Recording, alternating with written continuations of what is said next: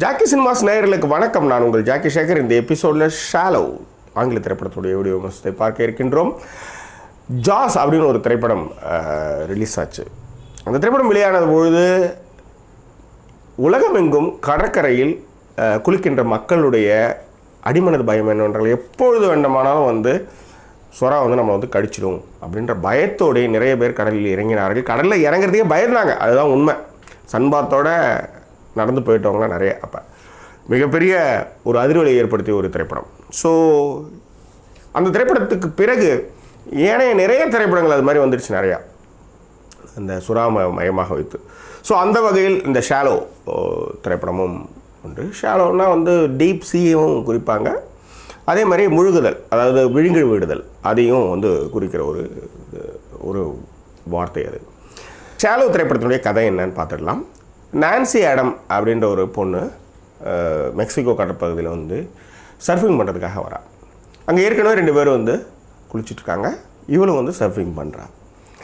இது ஏன் அந்த இடத்துக்கு அவள் வரான்னா, அவள் அவங்களுடைய அம்மா இவள் கர்ப்பமாக இருந்தபொழுது, வயிற்றில் இருந்தபொழுது அவங்க அம்மா அங்கே சர்ஃபிங் பண்ண ஒரு கடற்பகுதி அது. ஸோ அதனால் அந்த நினைவேலைகளோடு அவள் வரா.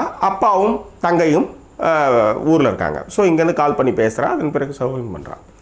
அன்ஃபார்ச்சுனேட்லி அங்கே ஒரு பெரிய திமிங்கலம் செத்து கிடக்குது. அது பக்கத்தில் நிறைய பறவைகள்லாம் இருக்குது. திடீர்னு அவள் சர்ஃபிங் பண்ணிகிட்டு இருக்கிறப்ப என்ன ஆகுது, ஒரு சுறா அவருடைய காலை கடித்து விடுகின்றது. ஸோ பக்கத்தில் ஒரு பாறை மாதிரியான ஒரு திட்டில் அவன் போய் தஞ்சமடைகிறாள்.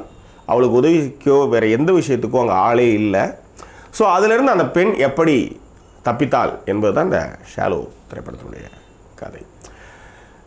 10ஓட ஒரு 11ஆன ஒரு திரைக்கதை தான். ஆனாலும் இந்த திரைப்படத்தினுடைய அந்த சினிமோகிராஃபி, ஃப்ளாவியோ லெபேனோ அவருடைய அந்த சினிமோகிராஃபி அவ்வளோ அற்புதமாக அது என்ன சொல்கிறது, லைவ்லியாக ஒரு பொண்ணு மாட்டிக்கிட்டு அவள் கூட நம்ம ட்ராவல் பண்ணுற ஒரு ஃபீலிங்கை அது கொடுக்குது. எடிட்டிங் ஜோயல் நெக்ரோன் அவர் பண்ணியிருக்காரு.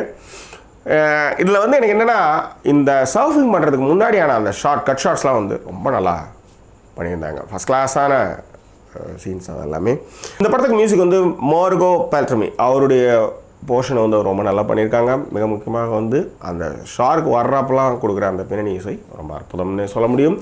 அந்த டெம்ப்டை இந்த திரைப்படம் காட்சிக்கு காட்சி ஏற்படுத்திக்கினே இருக்குது. எப்படி அவன் தப்பிச்சிருவான்றது தெரிஞ்சாலும் கூட அது எப்படி தப்பிக்க போகிறான்றது தான் இந்த திரைப்படம் கடைசி வரை நம்மை எடுத்துக்கிட்டு போகிற ஒரு விஷயம். அதற்கு நடுவிலே அவன் ஹெல்ப் கேட்குறப்ப அவங்களுடைய ஃப்ரெண்ட்ஸ் 2 பேர் இறக்குறதெல்லாம் கொடுறதுக்கு உச்சம். பட் எனிவே, அதாவது ஒரு என்ன சொல்கிறது, ஒரு டைம் பாஸ் மூவியாக இந்த திரைப்படத்தை நான் கன்சிடர் பண்ணுவேன். இது பார்த்து தீர வேண்டிய படம்லாம் நான் சொல்ல மாட்டேன். டைம் பாஸ் மூவியாக நிச்சயமாக இந்த திரைப்படத்தை நீங்கள் பார்க்கலாம்.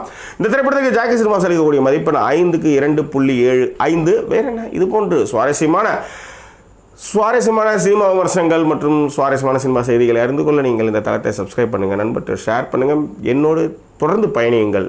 வேறு என்ன, மீண்டும் வேறொரு வீடியோ பதிவில் உங்களை சந்திக்கிறேன். அதுவரை நன்றி கூறிவிடுவது உங்கள் ஜாக்கி சேகர். நன்றி, வணக்கம்.